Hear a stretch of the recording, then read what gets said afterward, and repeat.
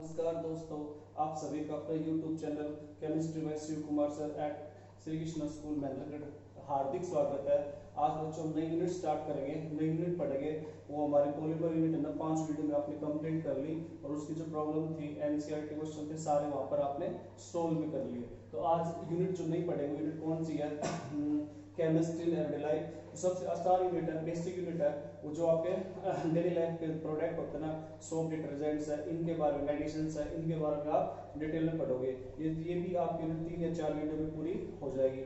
इसके लिए बच्चों आपसे रिक्वेस्ट है, आप इसके अच्छे से नोट्स बनाना और इसको हाथ के हाथ याद कर लेना, जल्दी याद हो जाएगी। इसमें से कुछ भी नहीं है। कुछ बच्चों की प्रॉब्लम आ रही है, आवाज नहीं आ रही, ठीक है, तो आवाज बच्चों आराम से ना आप ईयरफोन लगा के सुना करो, आवाज भी आ रही है, ठीक है, और पूरा कंसंट्रेशन से इसको पढ़ो, फिर आपको समझ में भी आएगा, ठीक है जी। तो आज हम नया टॉपिक स्टार्ट करते हैं, यूनिट स्टार्ट करते हैं। यूनिट का नाम कौन सा है? Chemistry in everyday life. हमारी जो यूनिट है ना, उस यूनिट का नाम ही है chemistry in everyday life, everyday life या फिर डेली लाइफ, ठीक है जी। ये वैसे यूनिट नंबर 16 है, सबसे आखिर में जाकर यूनिट नंबर 16, ठीक है जी। 12th क्लास की unit number 16 chemistry in everyday life, सबसे आखिरी यूनिट है, उसके बारे में पढ़ोगे आप। सबसे छोटी यूनिट है ये, ठीक है। तो इसमें से कौन कौन से टॉपिक आएंगे ना, पहले उनको डिस्कस कर लें, फिर वन बाय वन आपको बोर्ड पे एक्सप्लेन कर देंगे। तो पहला जो इसमें टॉपिक आएगा ना, फर्स्ट वो टॉपिक हमारा कौन सा रहेगा? Soap and detergent. Soap and detergent, तो सोप और डिटर्जेंट के बारे में पढ़ेंगे डिटेल में। सेकंड जो टॉपिक आएगा ना, वो कौन सा आएगा? Chemical in food, chemical in food. और जो थर्ड आएगा ना, वो कौन सा आएगा हमारा? मेडिसिन, मेडिसिन या फिर ड्रग्स। ये 3 टॉपिक है इस यूनिट के अंदर। इन तीनों को डिटेल में पढ़ने के बाद यूनिट आपकी कंप्लीट हो जाएगी। जो टॉपिक पढ़ेंगे बच्चों, उनके साथ साथ आप एनसीईआरटी क्वेश्चन भी सोल्व कर लेना, ठीक। कोई प्रॉब्लम आए तो आप पूछ सकते हो दोबारा से। तो बच्चों सबसे पहला जो टॉपिक है ना, सबसे पहला टॉपिक इसमें हम डिस्कस करेंगे कौन सा है? सोप एंड डिटर्जेंट, ठीक है। इसके बारे में पढ़ेंगे, ठीक है। तो इसी को पहले आप फोकस करें, कंसंट्रेशन करें, ठीक है, टारगेट करें। तो देखो सबसे पहले ना जो इसमें टॉपिक स्टार्ट होता है, सबसे पहला वो हमारा इसमें पार्ट 1। उस पार्ट 1 का नाम क्या है? क्लीनिंग, क्लीनिंग एक्शन या क्लीनिंग एजेंट, क्लीनिंग एजेंट या क्लीनिंग सब्सटेंस, ठीक है। क्लीनिंग एजेंट या दूसरे से एक नाम और भी क्या? सरफेक्टेंट, सरफेक्टेंट, या फिर इसमें भी बोलते हैं कई बुक के अंदर surface active agent, surface active agent, ठीक है। तो क्लीनिंग एजेंट, सरफेक्टेंट बोल लो, सरफेस एक्टिव एजेंट बोल लो, इन तीनों का मीनिंग सेम एक जैसा होता है, ठीक है। ये क्या काम करते हैं, क्यों पढ़ रहे हैं इनके बारे में, ये होते क्या है? वो केमिकल सब्सटेंस, ध्यान देना, वो केमिकल सब्सटेंस जो कंसंट्रेट करते हैं, कंसंट्रेट मतलब इकट्ठे होंगे कहां पर? सरफेस ऑफ सॉल्यूशन, सरफेस है ना, सॉल्यूशन सरफेस, वहां पर इकट्ठे होंगे। जैसे आपका साबुन सर्फ है, झाग बनाता है, देखो सॉल्यूशन के ऊपर, कंसंट्रेट सरफेस ऑफ सॉल्यूशन। और क्या करते हैं? रिड्यूस, कम करता है। क्या रिड्यूस करता है? Surface tension, surface tension of solution. और सॉल्यूशन जो सरफेस टेंशन उसको रिड्यूस करता है, जितना सरफेस टेंशन रिड्यूस होगा ना, उतनी ही सफाई ज्यादा करेगा। तीसरा इसका क्या काम होता है बच्चों? ये हेल्प करता है किसके अंदर? Help in removing dirt, dirt या डस्ट, डर्ट या डस्ट पार्टिकल, डर्ट या डस्ट पार्टिकल्स। ध्यान रखना, तीसरे इसमें help in removing dirt and dust particles, dirt और डस्ट पार्टिकल को रिमूव करने में काम आता है। तो क्लीनिंग एजेंट पूछ सकते हैं एक नंबर में आपसे, define cleaning agent, surfactant, surface active agent. तो तीनों मीनिंग एक ही होता है, the chemical substance which concentrate surface of solution या which concentrate at surface of solution, reduce surface tension of solution and help in removing dirt and dust particles, ठीक है जी। by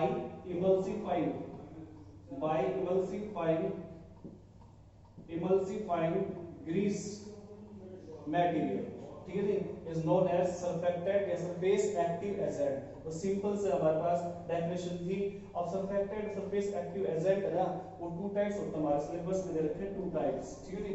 आपको ये 2 पढ़ने हैं, ठीक है जी। वैसे तो बहुत सारे होते हैं, तो इसमें कौन कौन से फर्स्ट पढ़ेंगे किसके बारे में? सोप, और सेकंड पढ़ेंगे किसके बारे में? डिटर्जेंट। Soap and detergent. और पूरी कोशिश होगी बच्चों इसी वीडियो के अंदर, इसी क्लास के अंदर सोप डिटर्जेंट आपका पूरा करवा दें, ठीक है। तो सबसे पहले इसमें सोप है ना, सोप उसके बारे में पढ़ेंगे। तो सोप क्या होता है, तो सोप कोई पूछ ले आपसे व्हाट इज सोप, तो सोप की डेफिनेशन क्या होगी, सोप डिफाइन सोप। सोप को आप ना अपने घर में भी बना सकते हो, ठीक है, और केमिस्ट्री लैब के अंदर भी बना सकते हैं सोप। तो सोप क्या होता है, देखो सोप की डेफिनेशन ये होती है, सोप्स आर सोडियम और पोटासियम, सोप्स आर सोडियम और potassium salt of higher fatty acid like नाम सुना होगा Lorik acid, next palmitic acid and stearic acid etc. दोबारा से देखो सोप क्या होता है, सोप की डेफिनेशन है सिंपल सी, सोप है ना उसमें सोडियम पोटेशियम का साल्ट होता है, हायर फैटी एसिड मतलब जो बड़े बड़े कार्बन की चेन है जिसमें फैट है, ऑयल है, ठीक है, उसमें कौन से एसिड आपके लाइक क्लोरिक एसिड है, पार्मिटिक एसिड है, स्टीरिक एसिड है, ऑयलिक एसिड है, बहुत सारे लिनोलिक एसिड है एटसेट्रा। तो इसको आप सोप बोलते हो, सोप, ठीक है। अब इस आप नेक्स्ट टॉपिक ये आता है कि सोप है ना, सोप इसको प्रिपेयर कैसे करता है, तो preparation of soap, next topic है प्रिपरेशन ऑफ सोप, साबुन को आप कैसे प्रिपेयर करोगे, या फिर इसको ना 10th क्लास में छोटी क्लास में इस तरीके से पूछ रखा है, सैपोनिफिकेशन रिएक्शन या प्रोसेस। ये आपका एनसीईआरटी क्वेश्चन भी, व्हाट इज सैपोनिफिकेशन प्रोसेस या सैपोनिफिकेशन रिएक्शन, तो ये इंपॉर्टेंट भी बच्चों आपका, ठीक है। सैपोनिफिकेशन रिएक्शन क्या होती है, तो सैपोनिफिकेशन रिएक्शन है ना, वो देखो क्या होता है, सिंपल से प्रिपरेशन ऑफ सोप, ठीक है। इसकी डेफिनेशन प्रिपरेशन ऑफ सोप को तैयार करना, ठीक है जी, बाय रिएक्शन बिटवीन, किसके बीच में, बाय रिएक्शन बिटवीन फैट और ऑयल, विद फैट और ऑयल को आप क्या करते हो, रिएक्शन करते हो साथ विद अल्कली, ठीक है जी, अल्कली सॉल्यूशन, या फिर मेनली हम NaOH लेते हैं, ठीक है, विद हीटिंग, और साथ साथ क्या करते हो आप, हीट करते हैं, हीट। दोबारा देखो, प्रिपरेशन ऑफ सोप, साबुन को तैयार करना कैसे, बाय रिएक्शन बिटवीन फैट और ऑयल को लेकर किसके साथ, अल्कली के साथ, NaOH के साथ हीट करने पर आपका साबुन तैयार होगा, ठीक है जी। तो इसमें पिछले साल नीट में क्वेश्चन आया था कि सैपोनिफिकेशन का बाय प्रोडक्ट क्या होता है, तो इसका बाय प्रोडक्ट मीनिंग क्या होगा बच्चों, देखो इस साइड में जो प्रोडक्ट बनेगा ना उसका नाम पूछा है, तो कैसे साबुन बनाते हैं, देखो सबसे पहले ना फैट और ऑयल लेंगे, तो ध्यान देना इसमें सबसे पहले ना आप ये लोगे CS2, ये कंपाउंड लिख कर देखना पड़ेगा, वो COO C17H35 and CHO C17H35 CS2O C17H35। ये जो कंपाउंड है ना आपका, ये क्या है कि ये जो घर वाला ग्रुप दिख रहा है C17, ये हमारा होता है स्टीरिक एसिड, जो घर में आप साबुन यूज करते हो ना वो ये होता है मेन स्टीरिक एसिड। इसका जो नाम होगा ना वो नाम कौन सा होगा हमारा, इसको बोलते हैं glycerine ester of stearic acid, ठीक है, या फैट या ऑयल, इसकी रिएक्शन कर देंगे किसके साथ, NaOH, और क्या कर देंगे, हीट, ध्यान देना NaOH और हीट।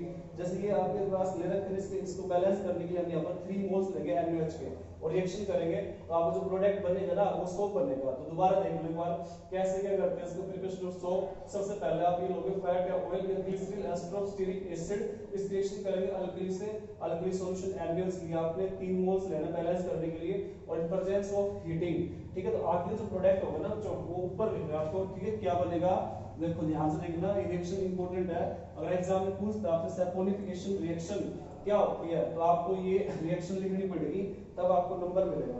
देखो इसको कैसे करेंगे, यहाँ से ना, क्योंकि ये डॉट डॉट डॉट आप लगा लेना, इसको मीनिंग क्या, यहाँ से कौन टूटेगा, ये टूटने से क्या होगा, देखो 1 2 3 एक जैसे तीनों देखने में 1 2 3, इन तीनों एक साथ लिखेंगे क्या, C17H35 C=O, तो C17H35 C=O, यहाँ तक 1 2 3 3 मोल्स हो गए आपके, यहाँ पर 3 Na है तो इनको यहाँ पर आप Na लगाते ही बैलेंस हो गया आपका।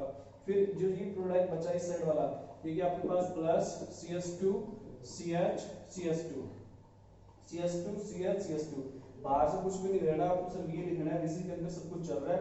और इसके साथ क्या बच गया 3OH है, तो एक OH यहाँ लगा देंगे, 1OH एक यहाँ लगा देंगे, ठीक है, एक यहाँ लगा देंगे, तो ये हमारा बन जाएगा। अब ये जो बड़ा नहीं प्लस ये माइनस, ठीक है, मेटल ये नॉन मेटल, तो मेटल पॉजिटिव चार्ज और मेटल नेगेटिव चार्ज, ये क्या बन गया आपका सोप, साबुन बन गया, या फिर इसको बोलते हैं क्या सोडियम स्टीरेट, सोडियम स्टीरेट। और ये जो बन गया ना ग्लिसरॉल, ग्लिसरॉल या फिर ग्लिसरीन, ग्लिसराइन या ग्लिसरॉल, ये इसके बाय प्रोडक्ट थे जो अभी क्वेश्चन पुट अप किया था कि जो साइड प्रोडक्ट है ना बाय प्रोडक्ट किसका सोप का बनता हो क्या होता है आपका ग्लिसरॉल, ये है ग्लिसरॉल ग्लिसरीन। उसकी स्ट्रक्चर पूछ ले तो आपके पास ये रहा, कई बार इसका आइसोनिम पूछ लेता है, तो आइसोनिम क्या होगा इसका, देखो 1 2 3, तो प्रोपेन, प्रोपेन 1 2 3 ट्राइऑल, प्रोपेन 1 2 3 ट्राइऑल।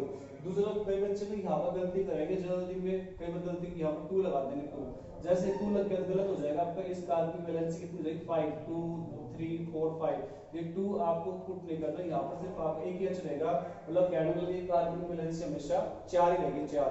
बच्चों समझ में आ गया होगा आपको। सोप की प्रिपरेशन सबसे पहले हमें लेते हैं ग्लिसरीन एस्ट्रोस्टेरिक एसिड, और इसकी रिएक्शन करते हैं किससे NaOH के साथ, हीट करेंगे, हीट करने के ऊपर आपका सोप बन जाएगा। साइड प्रोडक्ट कौन सा होगा ग्लिसरॉल, साइड प्रोडक्ट बोलो बाय प्रोडक्ट बोलो। ये प्रिपरेशन थी सोप की, 2 नंबर में आपसे पूछ सकता है, ठीक है, क्लियर।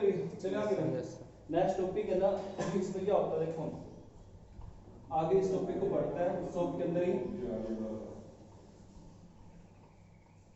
तो इसके अंदर जो कौन सा टॉपिक आता है बच्चों ध्यान देना, इसका आता है advantage, advantage of soap, advantage of soap. Soap की ना एडवांटेज क्या है, आप घर में देखते हो सोप डिटर्जेंट दोनों यूज करते हैं, दोनों में से फायदा कौन सा पहुंचाता है नेचर को, तो सोप पहुंचाता है। सोप की ज्यादा एडवांटेज है इन कंपेयर टू डिटर्जेंट, ठीक है। लेकिन घर में नॉर्मली आप देखो डिटर्जेंट ज्यादा यूज करते हैं क्योंकि उससे ना जल्दी काम हो जाता है, लेकिन हमें ना ज्यादा सोप को यूज करना चाहिए, पोल्यूशन नहीं करता। इसकी एडवांटेज सबसे बड़ी बात ये है मेन कि 100% है ना, 100% कैसा है आपका बायोडिग्रेडेबल, बायोडिग्रेडेबल, बायोडिग्रेडेबल मीनिंग क्या होती है कि ये ना इजीली डिकम्पोज, इजीली डिकम्पोज, आसानी से डिकम्पोज हो जाता है, किससे bye micro organism, bye micro organism, ठीक है। जो माइक्रो ऑर्गेनिज्म ना वो डिकम्पोज कर देता है, ठीक है, किसको सोप इनटू CO2, मतलब सोप है ना इसको किसमें तोड़ देगा CO2 में, और CO2 ना प्लांट्स ले लेता है, तो जो हमारा ना सोप है ना पोल्यूशन नहीं करता, पोल्यूशन फ्री होता है, ये बोलते हैं पोल्यूशन फ्री, ध्यान देना पोल्यूशन फ्री सोप, ठीक है जी। इसके कंपैरिजन में डिटर्जेंट देखो वो होता है नॉन बायोडिग्रेडेबल, और वो है ना वो डिकम्पोज भी होता है माइक्रो ऑर्गेनिज्म से, तो वो क्या करता है पोल्यूशन काज करता है, पोल्यूशन काज, ये इंपॉर्टेंट है।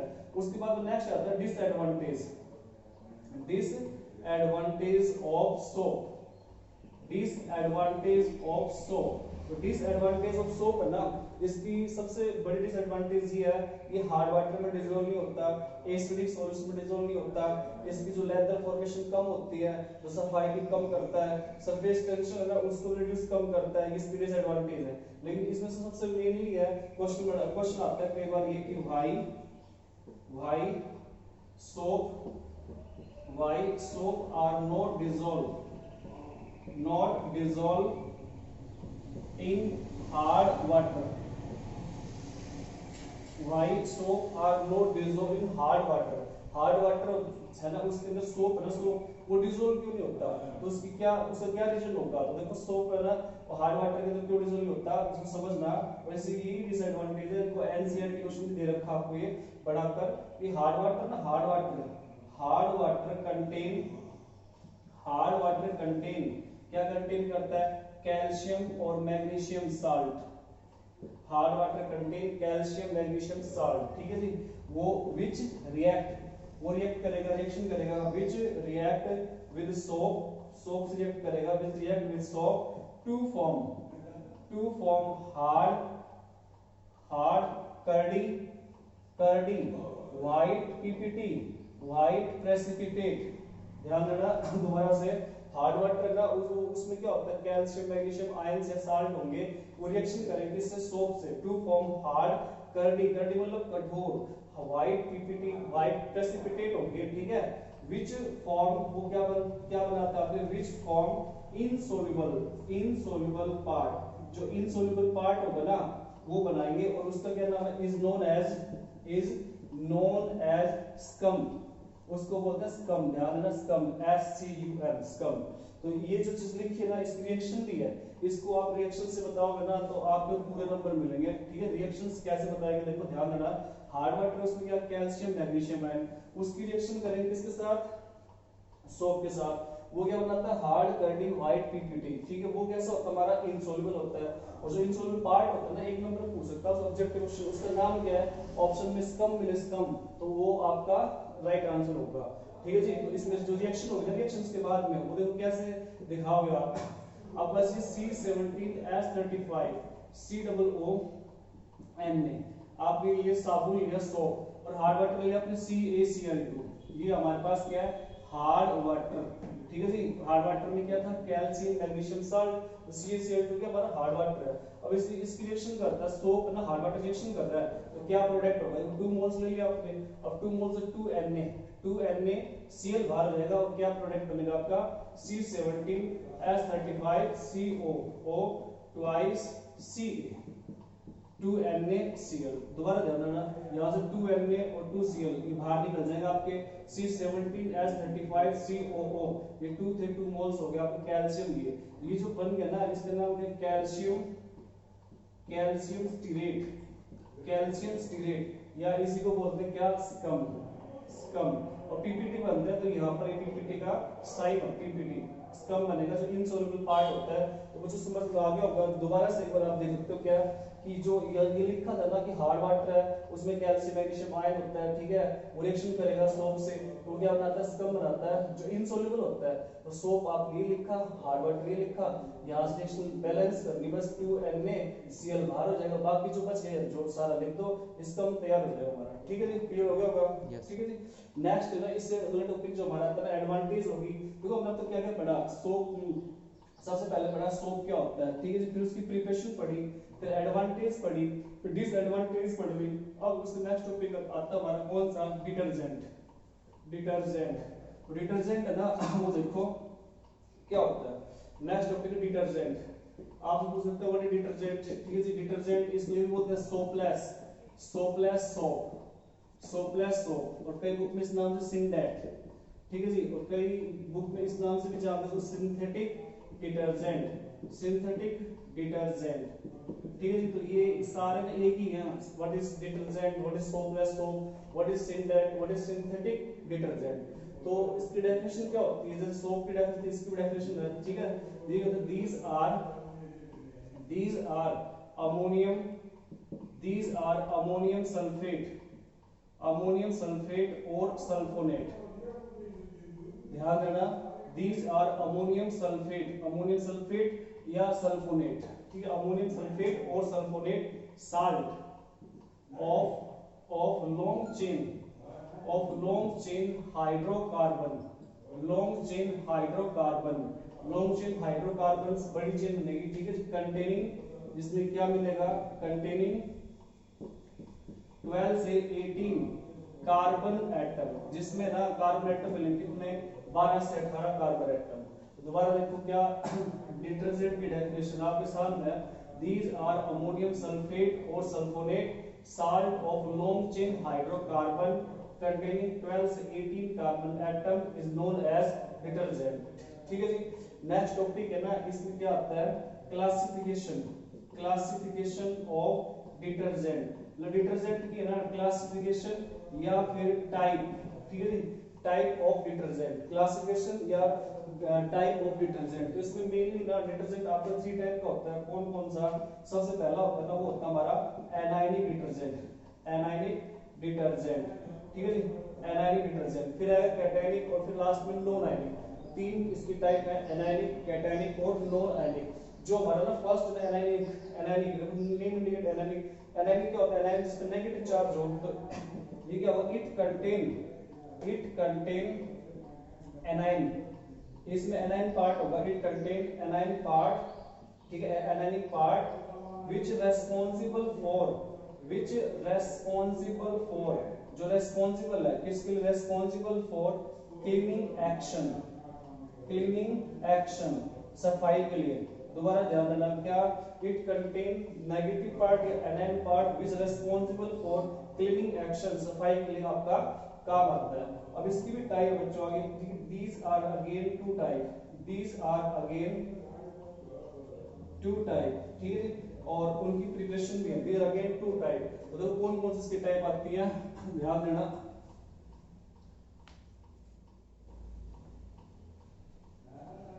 इसकी जो पहले टाइप है ना फर्स्ट, वो आती है हमारी कौन सी, sodium alkyl sulphate. Sodium alkyl sulphate है ना, वो क्या होता है देखिए, सोडियम एल्काइल हमने मिल गया सोडियम एल्काइल सल्फेट, तो तीन वर्ड से मिलकर बना है। तो इसकी प्रिपरेशन देखो अपने आप समझ में आ जाएगा। प्रिपरेशन इसमें सबसे पहले ये लिखता है C11H23CS2OH, ये कंपाउंड लेंगे, इसका नाम है लिरिल अल्कोहल, और इसकी रिएक्शन कर देंगे किसके साथ, H2SO4 सल्फ्यूरिक एसिड के साथ, कंसंट्रेटेड सल्फ्यूरिक एसिड।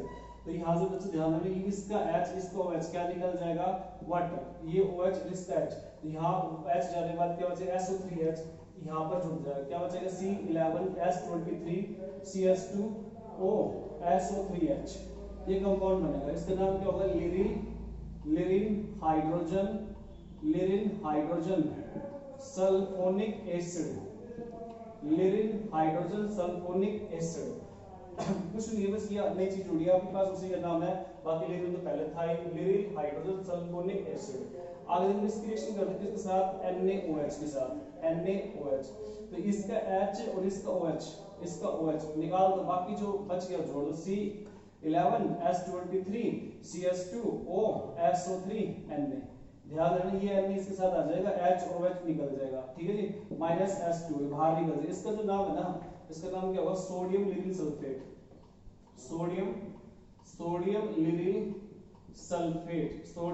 सल्फेट या सल्फोनेट, ठीक है जी, सोडियम लिरिल सल्फेट। इस तरीके से इसकी प्रिपरेशन होगी। तो दोबारा से देख लो एक बार, इसकी जो टाइप थी ना फर्स्ट, वो कौन सी थी, सोडियम एल्काइल सल्फेट या सल्फोनेट। सबसे पहले कंपाउंड लेंगे लिरिल अल्कोहल, इस रिएक्शन करेंगे H2SO4 से, तो यहां से HOH वाटर निकलेगा, जो बचेगा उसके साथ आप जोड़ दोगे, जोड़ने के बाद इसका नाम जो बचेगा लिरिल हाइड्रोजन सल्फोनिक एसिड। इस रिएक्शन करेंगे NaOH से, आप यहां से H और OH निकल जाएगा, बचेगा ये आपका बन जाएगा। सेकंड जो टाइप आती है बच्चों, वो कौन सी हमारी, देखो सेकंड जो टाइप है ना इसकी, वो है कौन सी, सोडियम एल्काइल बेंजीन सल्फोनेट। अब इसमें बेंजीन वर्ड नया है, सोडियम एल्काइल बेंजीन सल्फोनेट। इसकी प्रिपरेशन देखो, फिर इसके यूज पढ़ेंगे, दोनों के यूज प्रिपरेशन के बाद में, ये कैसे प्रिपेयर होता है हमारा, ठीक, इसमें क्या क्या चीज आप डालोगे आपको प्रिपेयर हो जाएगा। बेंजीन है तो बेंजीन वाला कंपाउंड लोगे, ठीक, इसकी प्रिपरेशन। तो सबसे पहले आप ये लोगे CH3 CS211, और ये आपकी रिंग, ये जो कंपाउंड इसका नाम क्या होगा, देखो 11 कार्बन, ये 12 कार्बन कंपाउंड है, 12 को बोलते हैं डोडेकाइल बेंजीन 11 और 1 12 डोडेकाइल 12 बेंजीन। इसकी रिएक्शन करते हैं किसके साथ, H2SO4 के साथ। तो आपको सब पता है कि इसका जो यहाँ से हाइड्रोजन है ना, ये जो H यहाँ पर, ये H और इसमें से आपका OH को बाहर निकल जाएगा, और यहाँ से वाटर निकलने के बाद में क्या कंपाउंड बनता है, CH3 CS211, इससे हमारा ये बनेगा SO3H। यहाँ से SO3H तो वो लग जाएगा, पहले वाला केस में था वही सेम केस है, बस पोजीशन पैरा पे आएगी। इसका जो नाम करेंगे ना, नंबरिंग 1 2 3 4, यहाँ पर क्या आएगा, 4 डोडेकाइल, 4 नंबर डोडेकाइल होगा, 4 डोडेकाइल बेंजीन सल्फोनिक एसिड। ये नाम बड़े बड़े आपको याद करने पड़ेंगे, ठीक है, इनको ताबीज पहनी, ठीक है, ये आपको लिख कर देखने पड़ेंगे, कुछ चीजें याद करने की होती है ना, 15 अगस्त 26 दिन कितने तारीख को आती हैं, ऐसे ना आपको ये भी याद करना पड़ेगा। 4 डोडेकाइल बेंजीन सल्फोनिक एसिड। अब इसके साथ किस रिएक्शन करेंगे, NaOH। सेम पहले वाला केस ना वही फॉलो कर रहा है, वही चल रहा हमारा। यहाँ से इसका H, इसको H निकाल दो वाटर, और जो बचेगा ना वो ये आएगा पर CH2 11 ये रिंग SO3 Na। यहाँ से H हो जाने के बाद Na आ जाएगा। इसका जो नाम है ना आप कर लोगे कि सोडियम है dodecyl benzene sulphonate, sodium dodecyl, sodium 4 dodecyl 4 dodecyl benzene sulphonate, ठीक है जी। राइटिंग से यार भी यस सर। क्लियर है। नेक्स्ट टॉपिक इसमें ना हमारा वो आता है। इसके बाद में हमने पहला पढ़ लिया कौन सा, एनायनिक डिटर्जेंट। उसकी दो टाइप थी। पहले टाइप कौन सी थी, सोडियम एल्काइल सल्फेट, उसकी प्रिपरेशन पढ़ी। दूसरी पढ़ी हमने सोडियम एल्काइल बेंजीन सल्फोनेट, उसकी प्रिपरेशन पढ़ी, ठीक है। अब इसका यूज आता है, यूज भाई इन दोनों एनायनिक डिटर्जेंट का यूज कहाँ पर है, तो जो घरों में यूज करते हैं ना, घरों में ये डिटर्जेंट होता है तो कहाँ यूज करते हैं, इन हाउस होल्ड वर्क, जो घर के अंदर यूज करते हैं मेनली उसमें काम आता है आपका ये, ठीक है। और दूसरा इसमें आता है किसमें, इन टूथपेस्ट, जो टूथपेस्ट ना इसके अंदर में टूथपेस्ट में झाग आता है ना आपके, वो एनायनिक डिटर्जेंट ही होता है। इन हाउस होल्ड और टूथपेस्ट इन दोनों में कौन डिटर्जेंट यूज करते हो आप, एनायनिक डिटर्जेंट यूज करते हो, ठीक है जी। तो पहले जो टाइप थी हमारी पूरी होगी। सेकंड वो कौन सी है, कैटायनिक डिटर्जेंट, ठीक है, कैटायनिक डिटर्जेंट। तो ये बहुत सिंपल है कैटायनिक डिटर्जेंट, सीधी सी बात है। It contain cationic part which responsible for cleaning action, मतलब इसमें कैटायनिक पार्ट ज्यादा होगा, मेजर पार्ट कैटायन होगा, वो रेस्पॉन्सिबल है किसके लिए, सफाई के लिए, इसी इसका नाम है कैटायनिक डिटर्जेंट। इसी भी कहते हैं these are also called invert soap। पूछो क्वेश्चन बच्चों सीबीएसई में, व्हाट इज इन्वर्ट सोप कौन सा होता है, कैटायनिक डिटर्जेंट। इन्वर्ट मतलब reverse, inversion. This is also called invert soap because, क्यों कहते हैं, because cationic part is more, ज्यादा होता है देन एनायनिक कंपैरिजन में, और रेस्पॉन्सिबल भी क्लीनिंग एक्शन, इसलिए इसको इन्वर्ट सोप बोलते हैं, इन्वर्ट सोप। इसका सबसे बढ़िया एग्जांपल है, देखना नीट में क्वेश्चन पूछा है कि एक आपका डिटर्जेंट 4 देकर ये कि इसमें कैटेगरी कौन सा, इसका एक एग्जांपल मेन वही आपका बार-बार घुमा फिरा कर, कौन सा, सिटाइल ट्राइमिथाइल अमोनियम ब्रोमाइड। कितना बड़ा नाम है, सिटाइल ट्राइमिथाइल अमोनियम ब्रोमाइड। ये होता क्या है, इसकी structure CH3 CH2 15 N CH3 ये CH3, और इसके बाहर वो आएगा Br नेगेटिव ब्रोमाइड। इस N चार्ज कौन बना रहा है, पॉजिटिव चार्ज, ठीक है जी। इसका नाम है सिटाइल ट्राइमिथाइल, ये 1 2 3 trimethyl ammonium and bromide Br, cetyl CH3 CH2 15 N CH3 Br negative, cetyl trimethyl ammonium bromide, ठीक है। और इसका यूज कहां करते हैं, इसका यूज बच्चों मेनली किस में यूज करते हैं, यूज इसके अंदर हेयर शैम्पू के अंदर, हेयर शैम्पू जो शैम्पू होता है आपका, ठीक है जी, और हेयर कंडीशनर, हेयर शैम्पू और हेयर कंडीशनर, ठीक है जी, इसमें काम आता है हेयर शैम्पू और हेयर कंडीशनर के अंदर, ठीक है। नेक्स्ट है थर्ड, जो हमारा आता है थर्ड, वो आता है हमारा नॉन आयनिक डिटर्जेंट, ठीक है जी। तो नॉन आयनिक डिटर्जेंट क्या होता है, third number non ionic detergent, ठीक है जी। तो name indicate it do not contain any ion, कोई भी इसमें आयन नहीं होता, ठीक है जी। और ये बनता है इसमें बाय रिएक्शन बिटवीन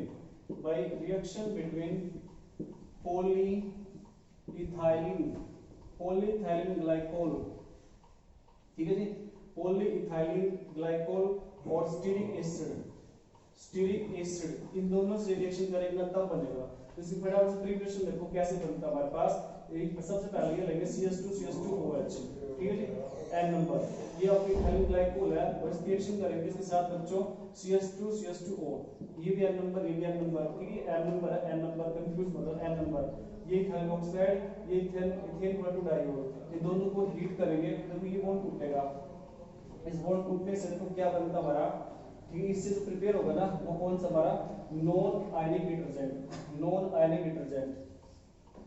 यहाँ से टूटने के बाद क्या बनता है HO, ये सेम रहेगा और ये इधर जाकर CH2O N, ये यहाँ से टूट यहाँ जाएगा CH2CH2O N number, CH2CH2O N, इसके साथ लगेगा साइड में CH2CH2OH। तो ये जो आपका है ये बात मीनिंग है पॉलीइथाइलिन ग्लाइकोल, ठीक है जी। इसकी रिएक्शन करेंगे स्टीरिक एसिड, स्टीरिक एसिड हमने स्टार्ट में पढ़ा था CH3 CH2 16 COOH, ये कंपाउंड स्टीरिक एसिड है। लेकिन ध्यान देना इसमें से ना इसका H और इसका OH, ये पूरा OH बाहर निकाल दो, बाकी जोड़ दो, ये क्या बन जाएगा CH3 CH2 16 COO और यहाँ क्या आएगा आपके पास CH2O N नंबर CH2OH, ठीक है। फिर बाहर क्या निकल गया हमारा H2O। ये जो कंपाउंड बना है इसका नाम क्या होगा poly ethylene glycol stearate, polyethylene glycol stearate, ठीक है। और ये इस तरीके से प्रिपरेशन होगी, एक बार दोबारा एक मिनट देख सकते हो आप। इथाइल ग्लाइकोल और इथाइल ऑक्साइड दोनों रिएक्शन करेंगे, हीट करेंगे, हीट करने पर आपका ये बनेगा पॉलीइथाइलिन ग्लाइकोल, इसकी करेंगे स्टीरिक एसिड। ये जो कंपाउंड ले रहे थे ना इसका नाम क्या स्टीरिक एसिड, स्टीरिक एसिड, और ये एसिड H देगा यहाँ से OH और ये जुड़ जाएगा सारा बनेगा ना आपका, इसको बोलेंगे पॉलीइथाइल ग्लाइकोल स्टीरेट, ठीक है। तो आपको यहाँ तक है ना क्लियर हो गया होगा, ठीक है। और इसमें कुछ टॉपिक बच गए, एडवांटेज डिसएडवांटेज और कंपैरिजन डिफरेंस क्लीनिंग एक्शन, वो नेक्स्ट वीडियो में पढ़ाते हैं बच्चों, यहाँ तक समझ में आ गया होगा, ठीक है। अगले वीडियो में फिर मिलेगा आपसे।